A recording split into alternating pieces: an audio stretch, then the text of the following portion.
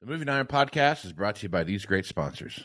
Are you looking to value your equipment more accurately, target the right buyers and close more deals, reach your ideal customer? Then look no further. Fusable isn't just about ag data, it's about action. Our best-in-class solution empowers you to value your equipment accurately, make informed decisions, and find the perfect prospects. Ignite your dealership's growth at fusable.com/movingiron-podcast. Out in the field, every decision counts. You wouldn't plant without testing your soil, so why would you prospect blind? Introducing EDA, your one-stop shop for ag equipment intel. EDA goes beyond specs and prices. You get deep dive data on every piece of equipment like UCC filings that help track ownership changes and uncover potential sales leads. D&B firmographics, which help you understand the financial health and buying power of potential customers. Market trends that help you stay ahead of the curve, and insights on equipment demands and pricings. With EDA, you're not just looking at data, you're seeing opportunity. Find the right buyer, sell smarter, and build lasting relationships. Visit edadata.com for your free demo and unlock the power of knowledge. For over 80 years, Iron Solutions has been your go-to data source for ag dealers, lenders, and manufacturers. Get powerful appraisal and value forecasting tools that fuel profitable decisions anytime, anywhere. Get your free demo at ironsolutions.com. Iron Solutions, confidence in every click. Today, there are many ways to finance ag equipment, but nobody delivers simple, fast, or flexible financing like AgDirect. Learn more about your options to buy, lease, and refinance equipment at agdirect.com. Valley Transportation has been hauling ag and construction equipment across the country for the past 33 years. Call Parker at 800-657-4910 for all your trucking needs. At Valley Transportation, our goal is to help you reach yours. When you partner with Axon, you immediately gain access to a full range of products and solutions designed to meet the complex needs of today's grower.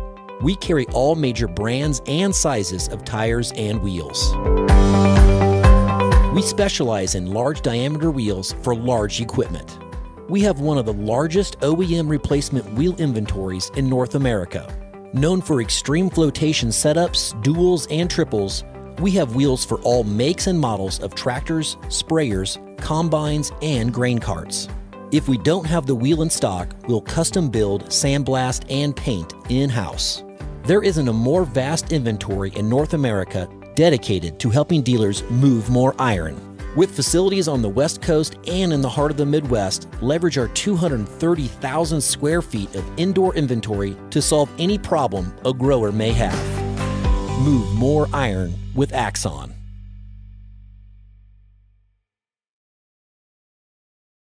Moving iron in the 21st century.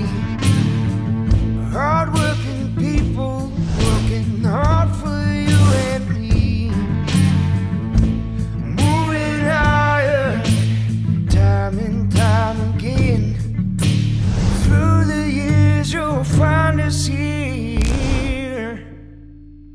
Moving iron. Hello and welcome to Moving Iron Podcast Markets. I got Shawn Hackett back here from Hackett Financial to talk about the USDA report that came out this morning. Shawn, how you doing? I'm doing really, really good, Casey. Never better. So. Good deal.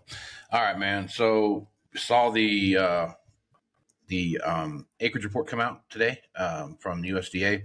Shawn, anything there that jumped out at you as a big surprise? Well, I mean, what you always, well, first and foremost, it's not unusual for this report to make some grain markets move a lot. I mean, most of the time, something's going to move a lot. Maybe all of them, maybe some of them. Obviously, today's the corn market that's moving the most.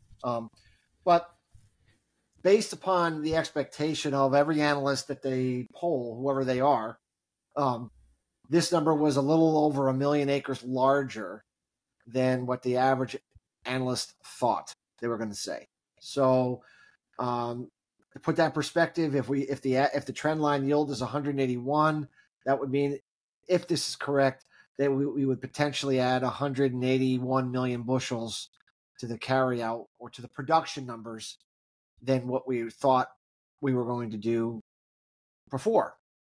So obviously the market looks at that and says, well, that's extremely bearish. And they react accordingly. The problem is, that the actual production doesn't come from planted acres. The actual production comes from harvested acres. In a normal year, you lose 10% of your planted acres, meaning they don't get harvested for corn. It's taken off the top. And so typically what you do is you take the planted acres minus 10%, and that's your harvested acres. However, in a year that we're very, very wet, like we were in 2019 and like we have been here in the northern Central Plains here, those harvested acres are larger than normal. So instead of being 10%, they're going to be something larger than 10%.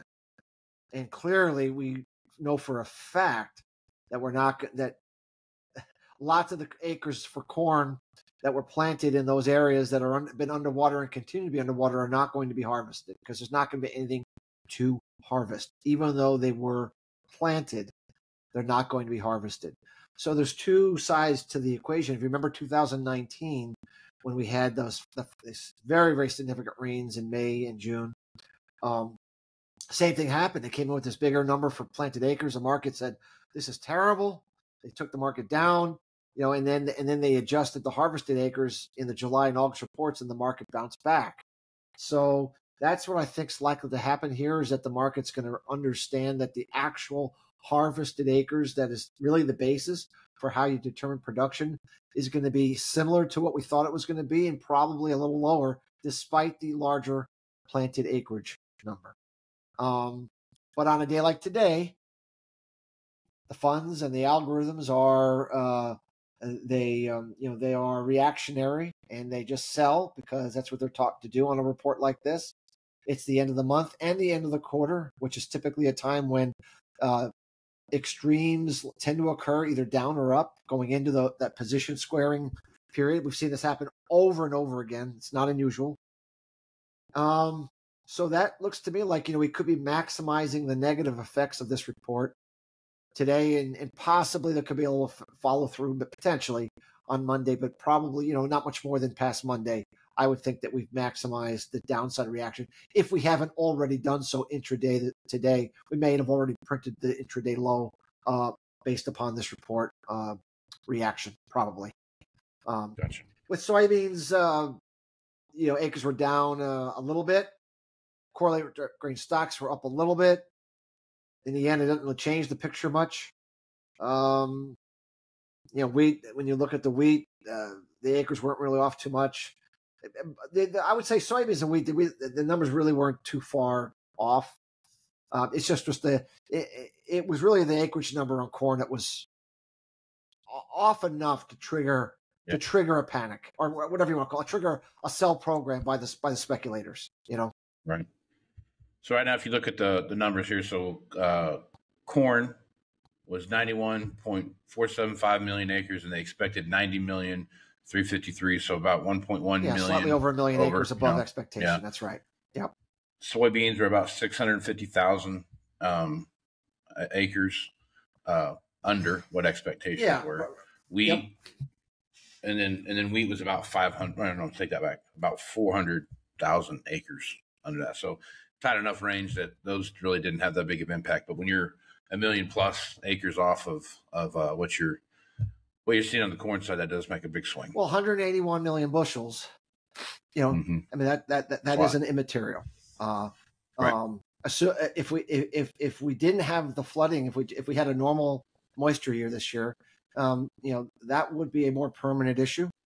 But it's in my view, it's very, very clear that the reduction in harvested acres in that northern Iowa, southern Minnesota, southeast South Dakota, northeast Nebraska area is going to more than offset that. And so the end result is that the acreage variable is going to be fairly unchanged when it's all said and done. Yeah. So they're overreacting it today. They'll have to react to lower harvested acres in future monthly reports. The first one being, I think, July 8th, I think, is the next report where this report doesn't reflect the flooding. It's the supply and demand in the monthly report that will begin the process of determining how much reduction in harvest acres do they need to do beyond normal.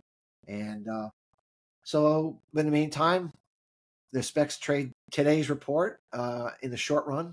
And obviously weather is very important. Does the heat come back in time for core pollination? And if it does come back, does it stay around long enough? We've talked on your show how without heat, you can forget about a major crop problem. It has to be hot. Last year was a great example of the driest May and June in 50 years, but it was cool with some moisture in July, and we came out without a major crop problem. So the key is heat during core pollination. Core pollination this year is July 18th, roughly.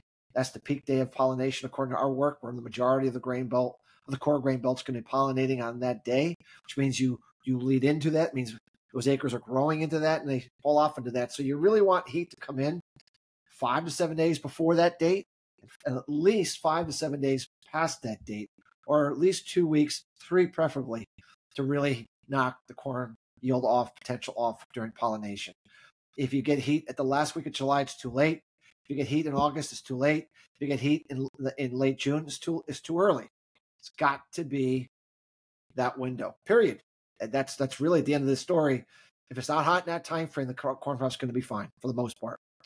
So, So beyond this reaction and the reaction that we'll have in the next supply-demand report, it comes back to looking at the weather maps and seeing if heat can come in.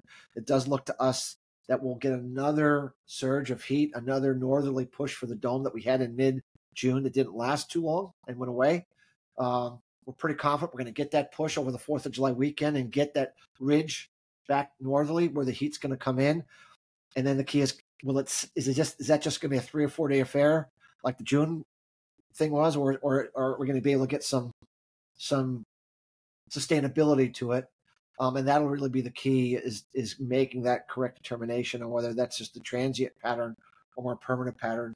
We'll just have to get closer to that date to figure that out. But I'm very confident we're going to get that push. We're going to get heat to come back. And in the least, we should get some short covering on some heat coming back in the least until we can determine how hot for how long. Remember, it has to be 70 degrees or higher at night to do damage. It has to be 95 degrees or higher during the day to do sufficient damage during pollination. If it's under 95 or it's under 70 degrees if it's under 70 degrees at night or under 95 at night, especially in the year where we have had some good moisture in a lot of places, it's not going to hurt the crop too much. It's got to be, this is very precise. It's got to be certain things at the right time agronomically to make this happen. And that's what we're looking for. So. Okay. Let's real quick, just because I when I was going through the numbers, I noticed this and I didn't pay much attention to it until after we started running back through them. But cotton acres were significantly higher than what the anticipated number were. If you look at that, the cotton acres were 11.67 million, and they expected 10.8 million. So roughly 800,000 acres of extra cotton out there. Shawn, in your opinion, as you look at that with a cotton market that's kind of struggled anyway, what's that tell you? For the first time in a long while, we haven't had hot, dry weather in Texas, right? I mean, we've actually had, for Texas, cooler weather and a lot of rain for the most part. So, for planting, for getting the crop planted, it's very beneficial because Texas, there's so many dryland acres that if you don't get rainfall, you get a lot of abandonment acres. And that's what we've been suffering for the last 2 or 3 years. It's just massive 4 to 5 million abandoned acres that don't get harvested. We just talk about harvest acres for corn. That's not going to happen this year. I mean, the acres are going to get planted and they're not going to be abandoned because there's been moisture in the ground. The issue this year for cotton isn't the first part of the growing season, which has been for the last 2 or 3 years, which has hurt the crop. It's the back half. It's when the crop is maturing, when it's setting bolls, an active Gulf of Mexico tropical season, hurricane season, runs the risk of putting extremely high rainfall levels in Texas, the deep south, into the southeast. To me, that's the bigger weather risk this year. It's completely different from what the risk has been for cotton the last 2 to 3 years, where it's been just cooked crop in the first half of the growing season. Acres are done. and we know the crop is history. We're looking at a back half weather story, not a first half weather story. And so as such, I'm not surprised that the acres are better. The economics for cotton have been overall better, and the weather's been really good. All things considered. So to me, I think that number makes sense. And I'm not worried about harvested acres there in terms of abandonment like I am on corn, because they have the moisture this year. I am worried about quality and yield reduction during bowl setting, which is in August, September mainly, and right at peak hurricane season is mid-August to the end of September. So if I was thinking out loud about when I would be expecting or potentially thinking about a weather-related move higher in the cotton market, I'd be thinking about in August, September, weather's concern over wet weather, over hurricanes and tropical storms. Another one's developing that's supposed to move into the Gulf next week. Look like it could plow right into Texas. This is like the third storm now we've seen go in the Gulf. This is becoming a regular theme, something we've talked about, but I don't think it's going to worry the market right now, because you're not really going to hurt the crop right now until those bowls open up later on this season. So, right on. Okay. All right, Shawn, good stuff there. I think it's a good recap of what we saw happen in the market.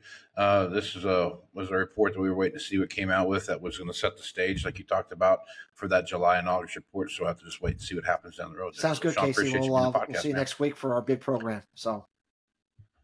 Yep. So Shawn and I are going to do our live Q&A presentation. Shawn's going to give. I'm not president in anything. No one wants to hear me talk about anything other than nobody wants to hear that. So Shawn's going to give his presentation about long-term weather volatility and how that's going to work with commodity prices over the course of that. So look for information on that. That will be live July 2nd. July 2nd, I believe we set it for. Yep, July 2nd is Tuesday, and we're going to do it at 6 o'clock Central Time. So pay attention to that. I'll have that information out on my website as well as in the show notes here, and also post it out on my social media site. So if you're interested in checking that out, please do so. If you have any questions, send me an email at movingironpodcast@movingironpodcast.com, and I will make sure to ask those questions for Shawn. Also, you'll be able to list stuff in the notes, the comment section of that as well. So, Shawn, looking forward to that, and we will catch up with you then, man. All right, thanks, Shawn. Our podcast is brought to you by these great sponsors. Are you looking to value your equipment more accurately, target the right buyers and close more deals, reach your ideal customer? Then look no further. Fusable isn't just about ag data, it's about action. Our best-in-class solution empowers you to value your equipment accurately, make informed decisions, and find the perfect prospects. Ignite your dealership's growth at fusable.com/movingiron-podcast. Out in the field, every decision counts. You wouldn't plant without testing your soil, so why would you prospect blind? Introducing EDA, your one-stop shop for ag equipment intel. EDA goes beyond specs and prices. You get deep dive data on every piece of equipment, like UCC filings that help track ownership changes and uncover potential sales leads. D&B firmographics, which help you understand the financial health and buying power of potential customers. Market trends that help you stay ahead of the curve, and insights on equipment demands and pricings. With EDA, you're not just looking at data, you're seeing opportunity. Find the right buyer, sell smarter, and build lasting relationships. Visit edadata.com for your free demo and unlock the power of knowledge. For over 80 years, Iron Solutions has been your go-to data source for ag dealers, lenders, and manufacturers. Get powerful appraisal and value forecasting tools that fuel profitable decisions anytime, anywhere. Get your free demo at ironsolutions.com. Iron Solutions, confidence in every click. Today, there are many ways to finance ag equipment, but nobody delivers simple, fast, or flexible financing like AgDirect. Learn more about your options to buy, lease, and refinance equipment at agdirect.com. Valley Transportation has been hauling ag and construction equipment across the country for the past 33 years. Call Parker at 800-657-4910 for all your trucking needs. At Valley Transportation, our goal is to help you reach yours. This podcast is proudly provided by Axon, helping dealers move more iron for the past 100 years. Find out more at axontire.com. Move more iron with Axon. Moving in the 21st century. Hard-working people working hard for you and me. Moving higher, time and time again. Through the years you'll find us here. Moving higher.